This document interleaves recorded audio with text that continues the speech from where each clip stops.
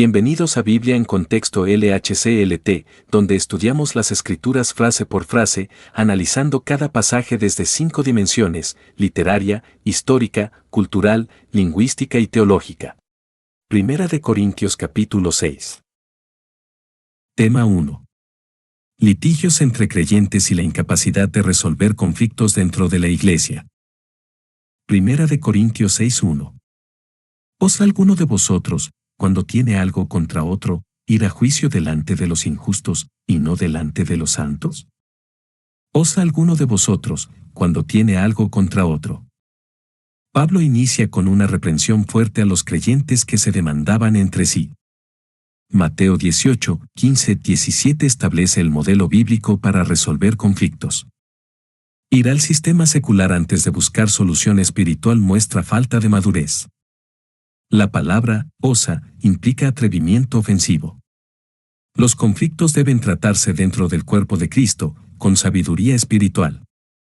Este comportamiento evidencia carnalidad. Ir a juicio delante de los injustos.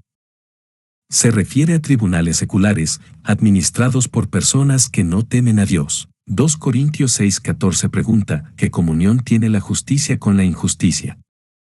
Llevar disputas entre hermanos ante el mundo expone la falta de unidad. Además, desacredita el evangelio que predicamos. Los incrédulos no deben ser árbitros de la vida del reino. El juicio de los injustos no debe reemplazar el juicio espiritual. ¿Y no delante de los santos? Pablo señala que la Iglesia debe ser capaz de juzgar con sabiduría. Mateo 18:17 menciona: si no los oyere, dilo a la Iglesia.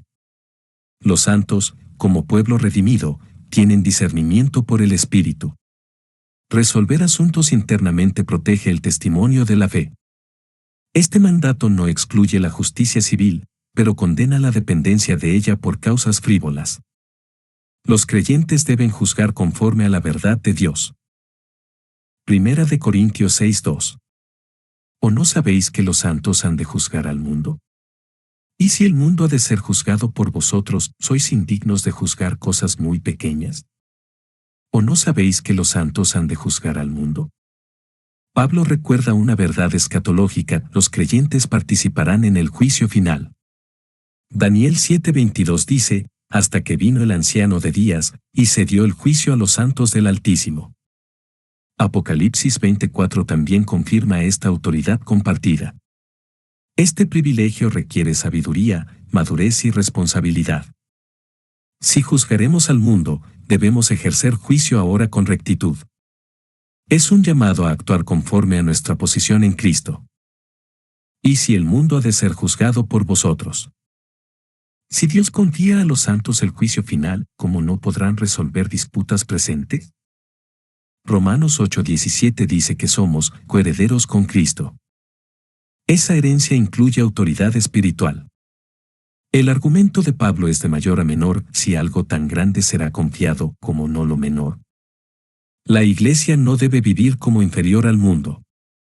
Tiene la capacidad espiritual para tratar conflictos. ¿Sois indignos de juzgar cosas muy pequeñas? Las disputas personales entre hermanos son cosas pequeñas comparadas con asuntos eternos. Lucas 16:10 enseña: el que es fiel en lo muy poco, también en lo más es fiel. Si no resolvemos con justicia lo pequeño, ¿cómo manejar lo mayor? La dignidad espiritual implica ejercer juicio con integridad. La falta de juicio interno revela debilidad espiritual. La Iglesia debe entrenarse en justicia desde lo cotidiano. Primera de Corintios 6:3.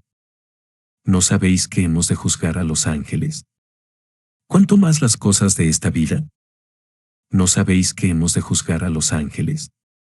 Pablo eleva aún más el argumento, mostrando que los creyentes juzgarán incluso a seres celestiales. Judas 1:6 menciona ángeles caídos que esperan juicio. Apocalipsis 2:26-27 promete autoridad sobre las naciones a los fieles. Aunque el texto no explica cómo se ejercerá ese juicio, deja claro el peso de nuestra posición. Si tenemos autoridad sobre ángeles, tenemos autoridad sobre asuntos terrenales. ¿Cuánto más las cosas de esta vida? La lógica es poderosa. Si juzgaremos lo celestial, no podemos manejar lo cotidiano. La vida diaria requiere sabiduría, humildad y justicia. Santiago 3:17 describe la sabiduría de lo alto como pura, pacífica y razonable. Resolver conflictos en amor glorifica a Dios. El Evangelio transforma no solo el destino eterno, sino la vida presente. La Iglesia debe reflejar el reino también en sus relaciones. Primera de Corintios 6:4. Sí, pues, tenéis juicio sobre cosas de esta vida, ¿ponéis para juzgar a los que son de menor estima en la Iglesia? Sí, pues, tenéis juicio sobre cosas de esta vida. Pablo reconoce que los conflictos son inevitables en una comunidad humana. Mateo 18:7 dice, es necesario que vengan tropiezos. Pero también insiste en que hay una forma correcta de enfrentarlos. Las cosas de esta vida deben resolverse con criterio celestial. El Evangelio transforma nuestras decisiones. Dios nos equipa para tratar las diferencias con justicia. El conflicto es oportunidad para mostrar sabiduría de lo alto. ¿Ponéis para juzgar a los que son de menor estima en la Iglesia? Esta crítica apunta a que los corintios confiaban juicios a los menos capacitados espiritualmente. Santiago 2:4 condena a hacer distinción entre personas con pensamientos malos. La sabiduría no se mide por estatus social, sino por madurez en Cristo. Poner asuntos delicados en manos inapropiadas causa daño. La Iglesia debe valorar a quienes demuestran sabiduría práctica. El liderazgo espiritual no es por apariencia, sino por fruto. Primera de Corintios 6:5. Para avergonzaros lo digo. Pues ¿qué? ¿No hay entre vosotros sabio, ni aun uno que pueda juzgar entre sus hermanos? Para avergonzaros lo digo. Pablo emplea vergüenza santa como herramienta pedagógica. 2 Tesalonicenses 3:14 menciona, no os juntéis con él, para que se avergüence. Avergonzarse por la verdad puede llevar al arrepentimiento. No busca humillar por venganza, sino sacudir su conciencia.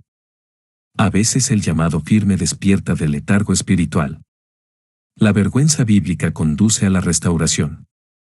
Pablo habla con autoridad y compasión. Pues ¿qué? ¿No hay entre vosotros sabio, ni aun uno que pueda juzgar entre sus hermanos? La pregunta retórica expone la falta de discernimiento en la congregación. Proverbios 4:7 dice, sabiduría ante todo, adquiere sabiduría.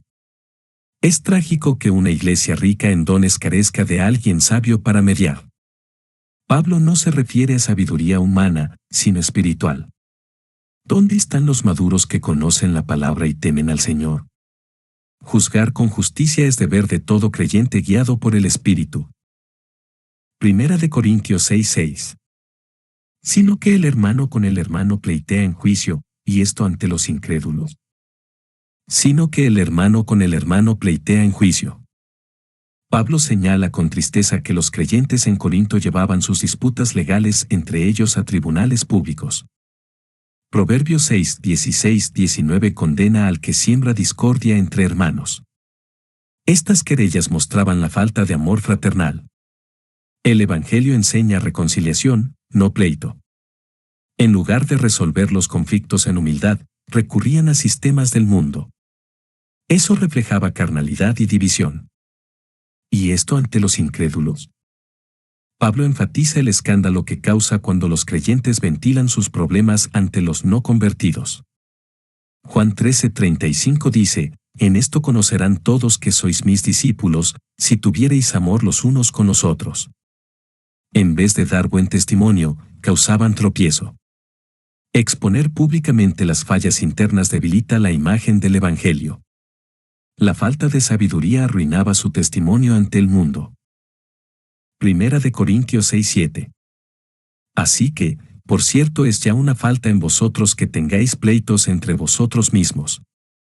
¿Por qué no sufrís más bien el agravio? ¿Por qué no sufrís más bien el ser defraudados?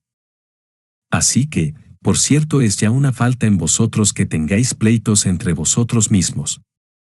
Pablo dice que el simple hecho de que haya demandas entre creyentes ya es una derrota espiritual. Gálatas 5:15 advierte: si os mordéis y os coméis unos a otros, mirad que también no os consumáis unos a otros. La división interna es señal de inmadurez y desobediencia. No importa quién tenga la razón legal, el conflicto daña a ambos. El Señor llama a vivir en paz, no en competencia. ¿Por qué no sufrís más bien el agravio? Pablo propone una alternativa cristiana: aceptar el daño antes que causar escándalo. Mateo 5:39 enseña: al que te hiera en la mejilla derecha, vuélvele también la otra.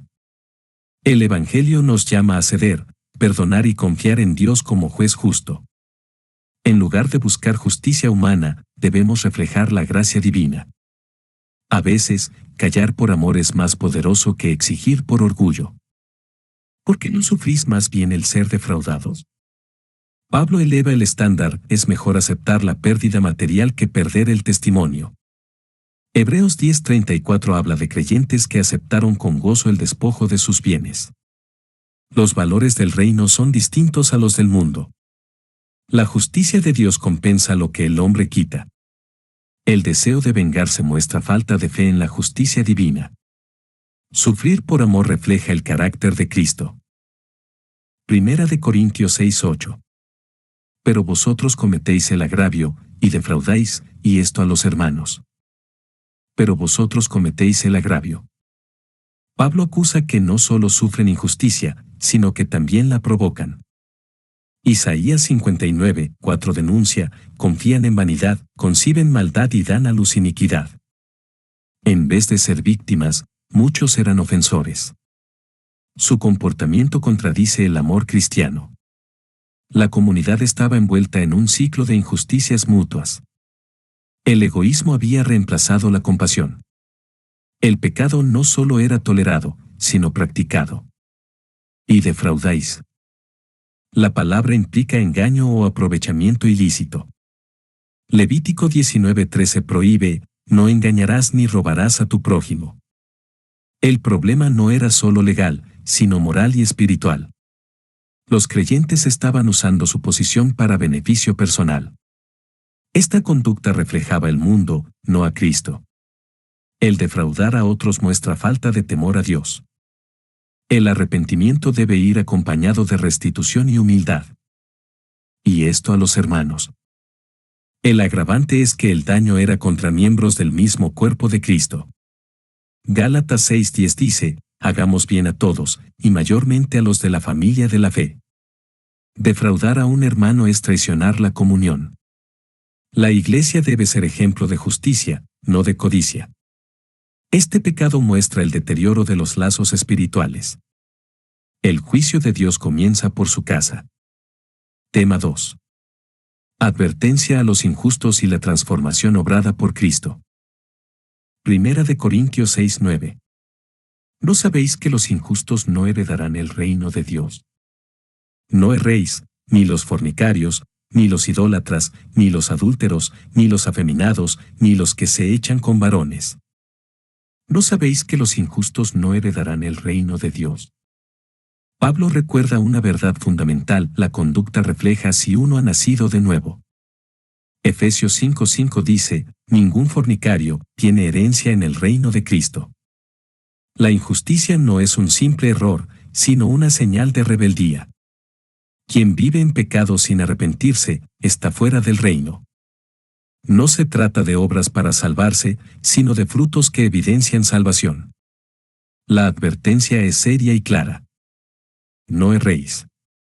Pablo interrumpe para enfatizar que no deben dejarse engañar por ideas falsas. Gálatas 6:7 dice: Dios no puede ser burlado. Algunos pensaban que la gracia toleraba el pecado. Pero el Evangelio transforma, no encubre. No hay herencia sin arrepentimiento verdadero. El error doctrinal lleva al desastre moral. El autoengaño es más peligroso que la persecución. Pablo quiere evitar esa tragedia.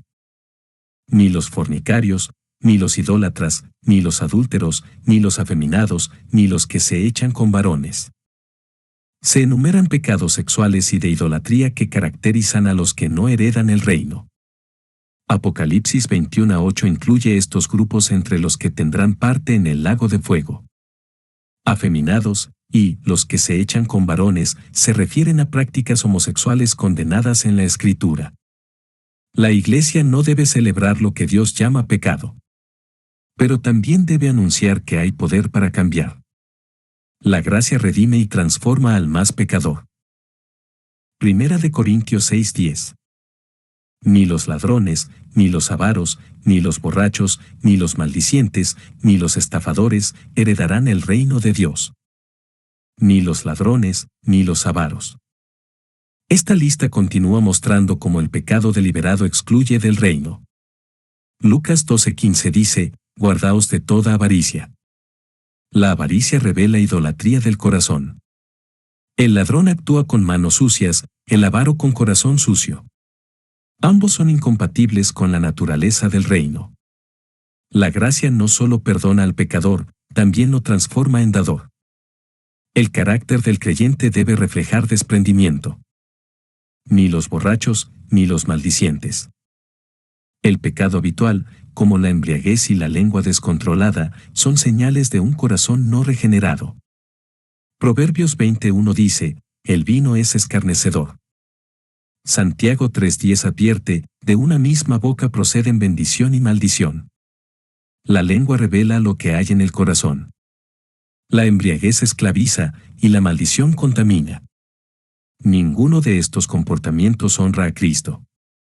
Ni los estafadores heredarán el reino de Dios. El estafador manipula para su propio beneficio, usando el engaño como herramienta.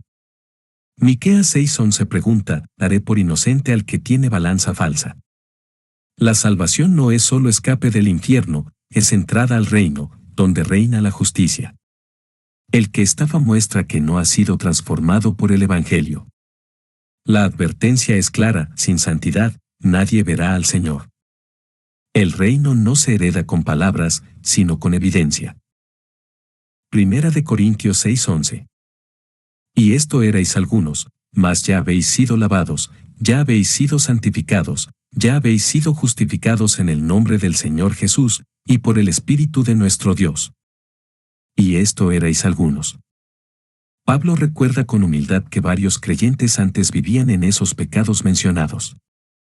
Efesios 2:1-2 dice, y Él os dio vida a vosotros, cuando estabais muertos en vuestros delitos.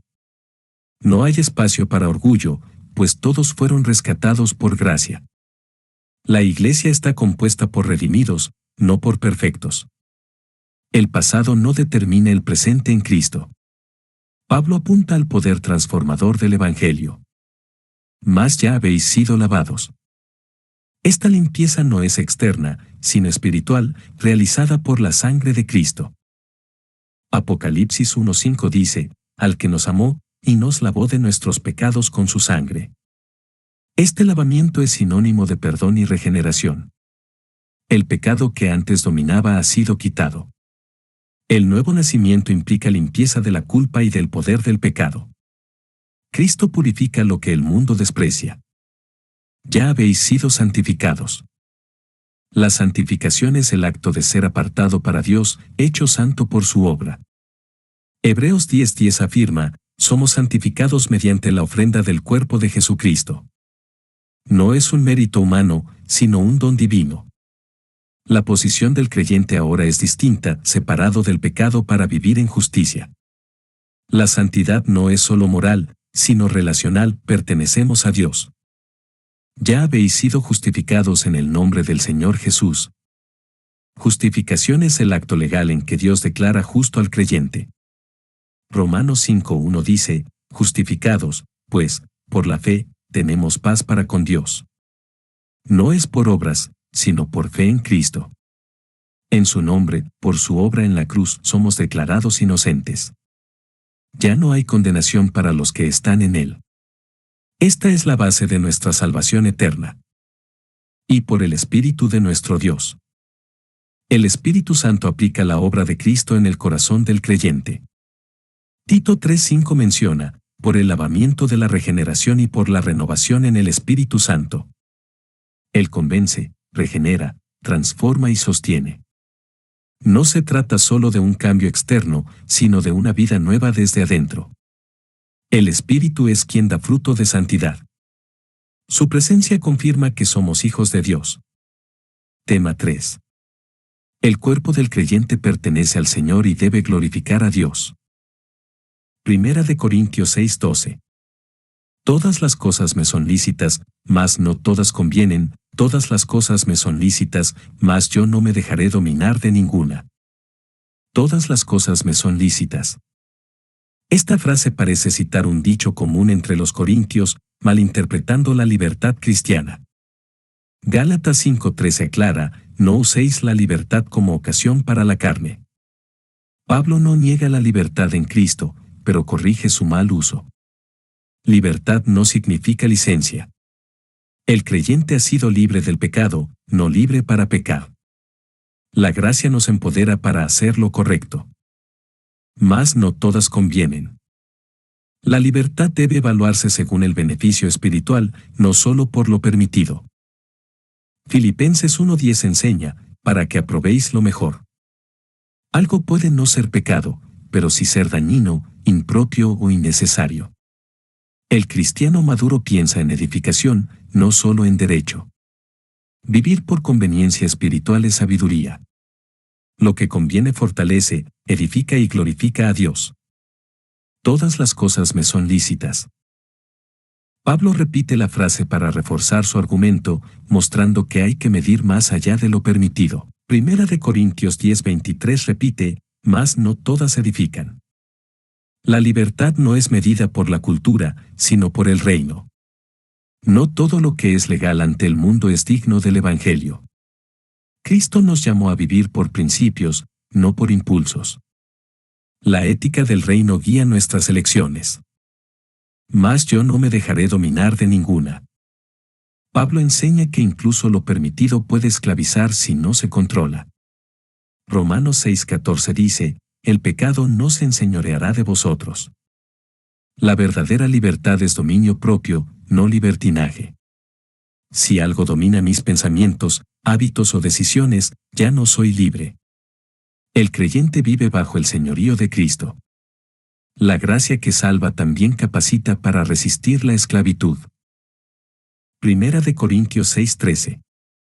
Las viandas para el vientre, y el vientre para las viandas, pero tanto al uno como a las otras destruirá Dios, pero el cuerpo no es para la fornicación, sino para el Señor, y el Señor para el cuerpo. Las viandas para el vientre, y el vientre para las viandas. Aquí se cita otra excusa cultural que equiparaba el sexo con la comida, un deseo natural que debía satisfacerse. Filipenses 3:19 habla de quienes, el Dios de ellos es el vientre. Los corintios usaban este razonamiento para justificar la inmoralidad. Pero Pablo los corrige, el cuerpo no es solo biología. El creyente no vive para los impulsos, sino para el propósito eterno de Dios. Pero tanto al uno como a las otras destruirá Dios. La comida y el estómago son temporales y no tienen valor eterno. Marcos 7:18-19 enseña que lo que entra por la boca no contamina el corazón. Pablo destaca que nuestros apetitos no deben dominar nuestro destino. Dios destruirá lo temporal en el juicio final. El creyente debe enfocar su vida en lo que permanece. La satisfacción momentánea no debe regir las decisiones eternas. Pero el cuerpo no es para la fornicación. El cuerpo fue creado con un propósito más alto que el placer sexual. Romanos 12:1 dice, presentéis vuestros cuerpos en sacrificio vivo, santo, agradable a Dios. La sexualidad fuera del diseño de Dios deshonra ese propósito. Pablo enseña que el cuerpo es santo, templo del Espíritu. La fornicación no profana. El creyente glorifica a Dios también con su cuerpo. Sino para el Señor. El cuerpo del creyente está consagrado a Cristo, no a sus deseos. Romanos 14:8 afirma, ya sea que vivamos o muramos, del Señor somos. Esta verdad transforma nuestra visión de todo, hábitos, sexualidad, salud, servicio. No somos nuestros, le pertenecemos a Él. Vivir para el Señor implica entregarle el cuerpo, no solo el espíritu. La consagración es integral. y el Señor para el cuerpo. Esta frase subraya que Cristo se interesa también por nuestra dimensión física. Filipenses 3:21 dice que transformará el cuerpo de la humillación nuestra. El Señor no solo redime el alma, también el cuerpo. Nos da fuerza para vencer la tentación y salud espiritual. El cuerpo no será descartado, sino glorificado. El plan de Dios incluye redención total. Primera de Corintios 6:14. Y Dios, que levantó al Señor, también a nosotros nos levantará con su poder. Y Dios, que levantó al Señor. Pablo conecta la resurrección de Cristo con el valor del cuerpo humano. Romanos 6:4 dice, fuimos sepultados juntamente con Él, para que como Cristo resucitó, así también nosotros. Cristo resucitó corporalmente, mostrando que el cuerpo no es descartable. Esto dignifica nuestra carne, no para pecar, sino para glorificar. Su resurrección es la base de nuestra esperanza. También a nosotros nos levantará con su poder. El cuerpo del creyente será transformado en la resurrección futura. Primera de Corintios 15:52 dice, los muertos serán resucitados incorruptibles. No seremos espíritus flotantes, sino cuerpos glorificados. Esta promesa llama a honrar nuestro cuerpo ahora. El mismo poder que levantó a Jesús actuará en nosotros. Por eso, no debemos usar nuestros cuerpos como si no tuvieran propósito eterno. Primera de Corintios 6:15. ¿No sabéis que vuestros cuerpos son miembros de Cristo? Quitaré, pues, los miembros de Cristo y los haré miembros de una ramera. De ningún modo. ¿No sabéis que vuestros cuerpos son miembros de Cristo? Pablo afirma que los creyentes están espiritualmente unidos a Cristo, incluso en su cuerpo. Romanos 12:5 enseña, somos un cuerpo en Cristo, y todos miembros los unos de los otros. Esta unión es real, no solo simbólica. Lo que hacemos con el cuerpo afecta nuestra comunión con Él. Nuestro cuerpo forma parte de su cuerpo espiritual. Esto es razón suficiente para vivir en pureza. Quitaré, pues, los miembros de Cristo y los haré miembros de una ramera. La fornicación no es solo un acto externo, sino una profanación de lo sagrado. Efesios 5:30 dice, somos miembros de su cuerpo, de su carne y de sus huesos. Unirse a una prostituta siendo miembro de Cristo es traición espiritual. Es llevar lo santo al lugar de lo inmundo. Pablo lo plantea con gravedad, no con ligereza. El pecado sexual contamina el templo de Dios. De ningún modo. Pablo responde con una negación enfática, usada también en Romanos 6:2, en ninguna manera. Es una forma rotunda de rechazar una idea absurda. No hay compatibilidad entre unión con Cristo y pecado sexual. El creyente no puede justificar la inmoralidad con argumentos culturales. La vida nueva en Cristo exige integridad. Esta exclamación expresa celo por la pureza del Evangelio. Primera de Corintios 6:16. ¿O no sabéis que el que se une con una ramera, es un cuerpo con ella? Porque dice, los dos serán una sola carne. ¿O no sabéis que el que se une con una ramera, es un cuerpo con ella?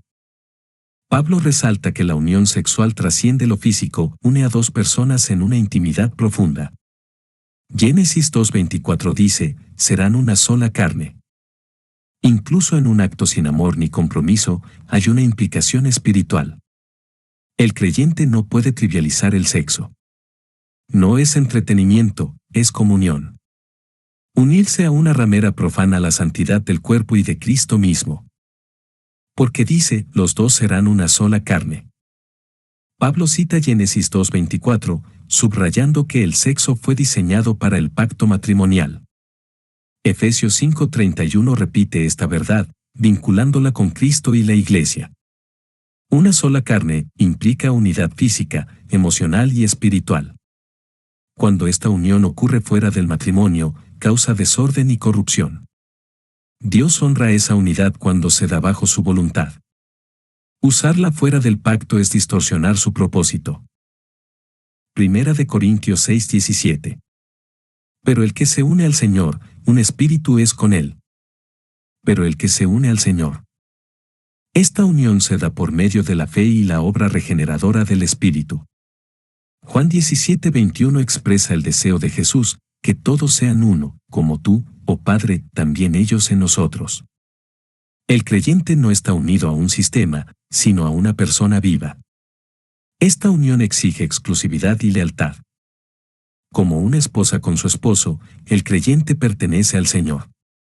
Su vida está entrelazada con la de Cristo. Un espíritu es con Él. La unión con Cristo es tan profunda que afecta todo nuestro ser.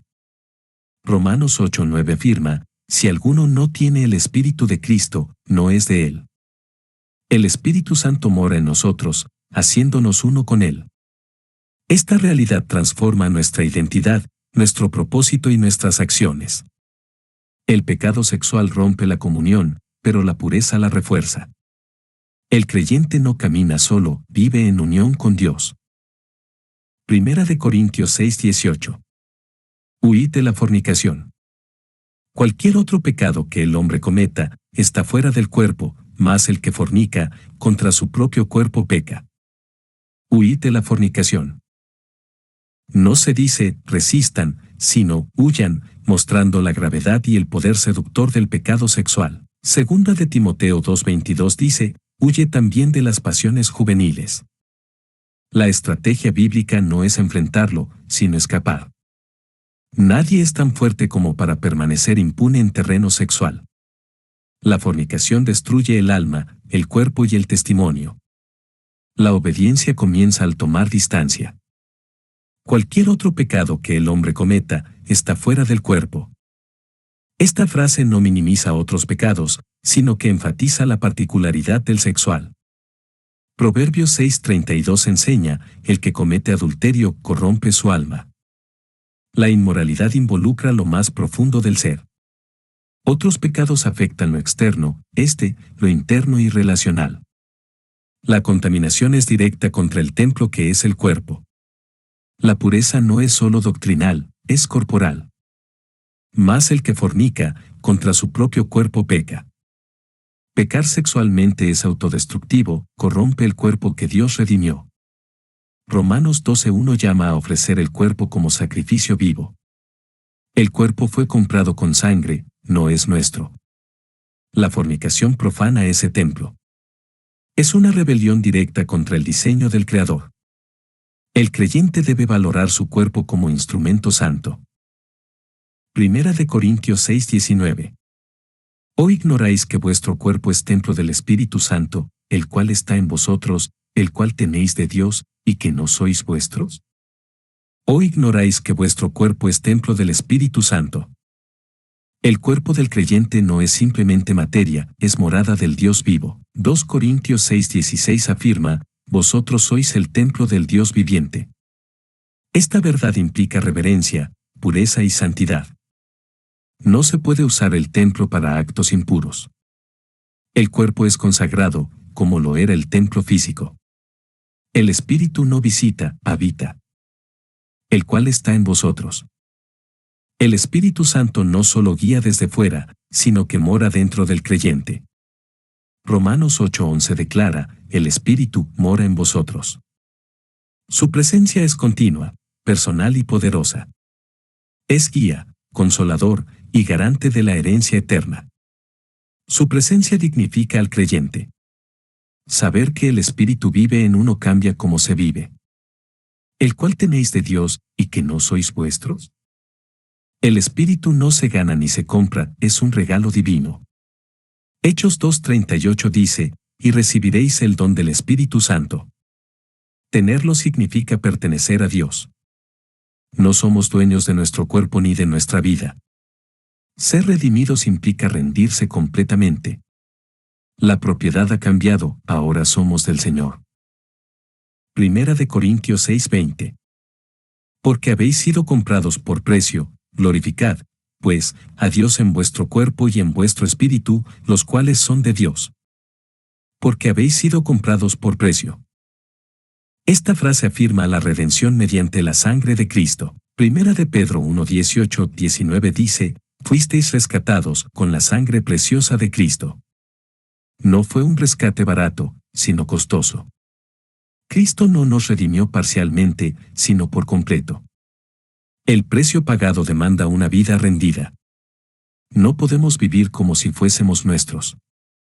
Glorificad, pues, a Dios en vuestro cuerpo y en vuestro espíritu. La gloria a Dios debe expresarse tanto en lo visible como en lo invisible. Romanos 6:13 dice, presentad vuestros miembros como instrumentos de justicia. No basta con intenciones espirituales, el cuerpo debe reflejar obediencia. Nuestra conducta sexual, hábitos, lenguaje y decisiones deben honrar a Dios. La santidad es integral. Todo aspecto de nuestra vida debe decir, Cristo reina aquí, punto. Los cuales son de Dios.